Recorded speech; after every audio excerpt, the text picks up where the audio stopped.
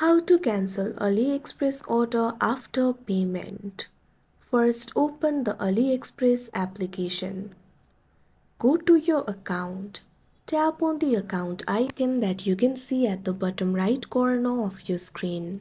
Tap on the option My Orders. See your purchase history. Locate the specific order that you want to cancel. Tap on it. Submit the cancellation. Tap on the option Cancel Order. This will only be visible if the seller has not shipped the item yet. Select the reason. Choose the best fitting reason for cancellation from the drop-down menu. Submit your request.